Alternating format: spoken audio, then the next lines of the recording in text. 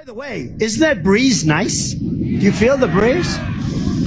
Because I don't want anybody going on me. We need every voter. I don't care about you. I just want your vote. Your own supporters, including Republicans on Capitol Hill, have labeled Vice President Kamala Harris, who is the first Black and Asian American woman to serve as vice president and be on a major party ticket, as a DEI hire. Is that acceptable language to you? And will you tell those Republicans and those supporters to stop it? How do you define DEI? Go ahead. How do you define diversity, equity, inclusion? Okay, yeah, go ahead. Is that what your definition? That is give me a literally definition the words then. Would you give me a definition DEI. of that?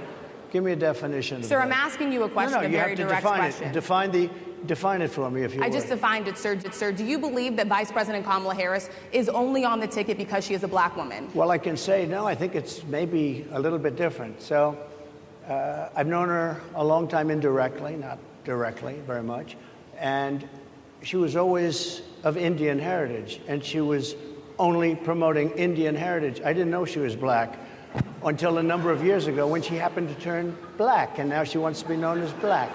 So I don't know, is she Indian or is she Black? She is always identified as a Black woman. She went to a historically Black college. I respect either one, but she obviously doesn't, because she was Indian all the way, and then all of a sudden she made a turn, and she became a Black person. Just to be clear, sir, do you believe that I think somebody should look into that too when you... So he won't debate, but he and his running mate sure seem to have a lot to say about me.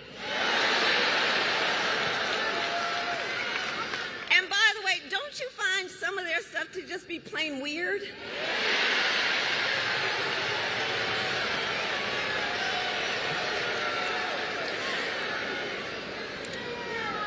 Well, Donald,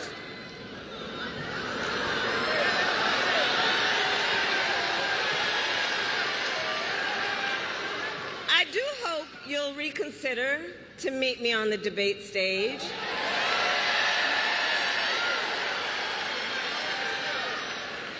Because as the saying goes, if you've got something to say, say it to my face. Let me end with this, Mr. Trump.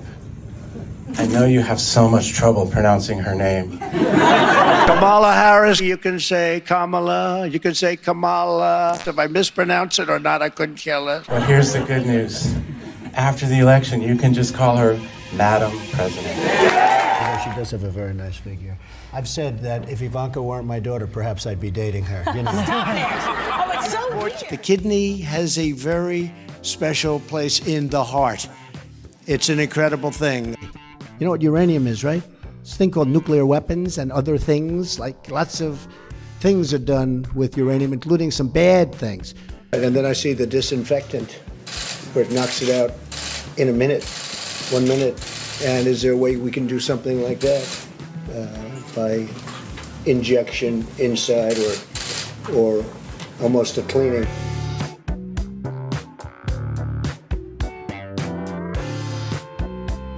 I don't care how sick you are.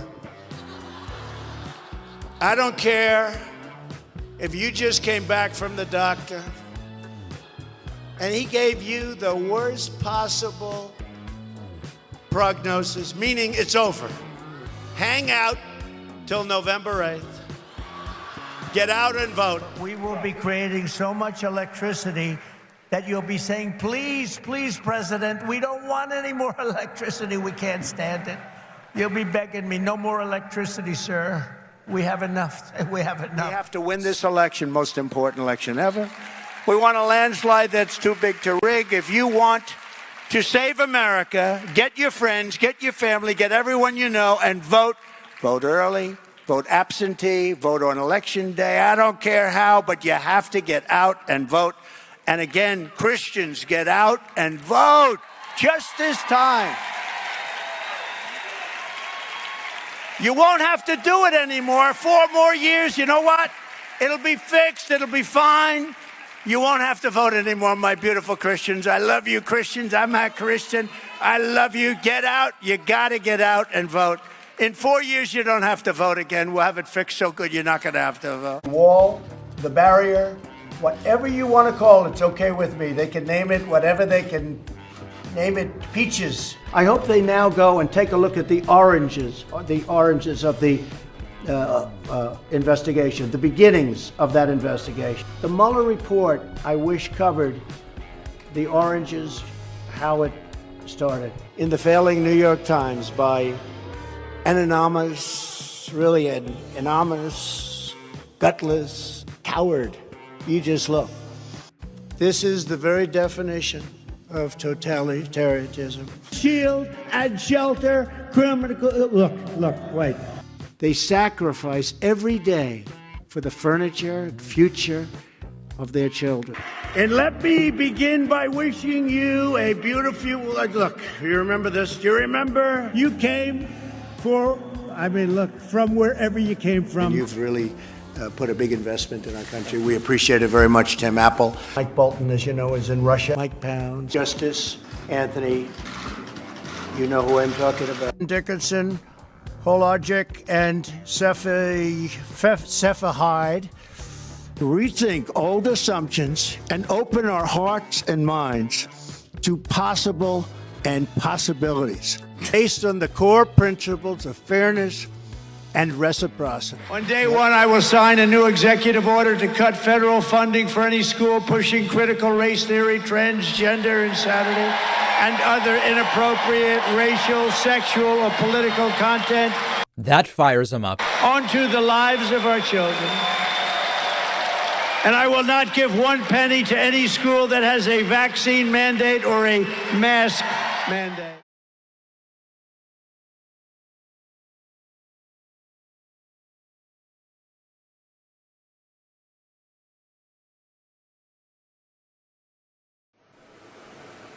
So many of you have been asking me about the debate, and I'll tell you, I'm ready to debate Donald Trump. I have agreed to the previously agreed upon September 10th debate. He agreed to that previously. Now it appears he's backpedaling, but I'm ready. And I think the voters deserve to see the split screen that exists in this race on a debate stage.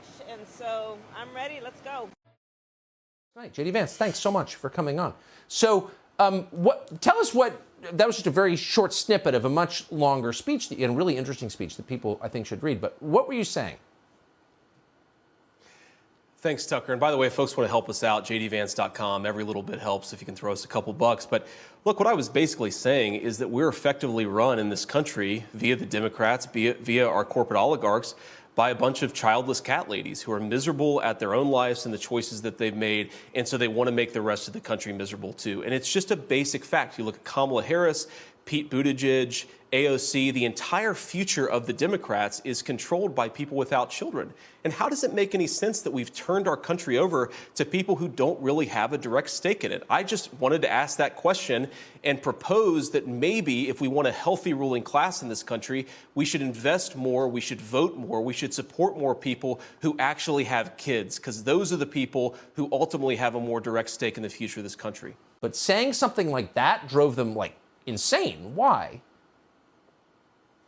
Well, I think first is because it actually hit a nerve. I mean, these people recognize that they're unhappy. They live in one-bedroom apartments in New York City. They've played their entire lives to win a status game. They're obsessed with their jobs. They're obsessed with their wealth and with their fortunes. And they look at middle America, people who are actually pretty happy with their lives and the choices that they've made, and they hate normal Americans for choosing family over these ridiculous DC and New York status games. And I think because of that, they just get so angry when somebody calls it what it is. It's acceptable if they ignore that it never happens, but when somebody calls out that, look, if you're a miserable cat lady, you should not force your misery on the rest of the country, they just get really upset about it. And I think, by the way, Tucker, it's a good thing that they get upset about it. It suggests that they know that we're hitting a nerve, not just in this campaign, but with this message that we should invest in American families in this country. If nothing else, we should be about healthy, stable families. You know this, Tucker. The most miserable people in the mainstream media are these mediocre journalists who have their entire sense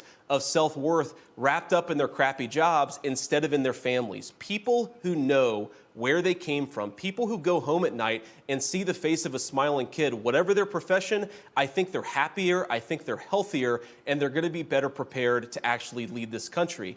And the problem that I have, especially as we're entering this period of COVID obsession again, is that we have so many people proposing we mask our children again. Look, the people who are proposing it, they don't have to go home to a child at the end of the day. If they did, I don't think they'd be proposing all these ridiculous restrictions again.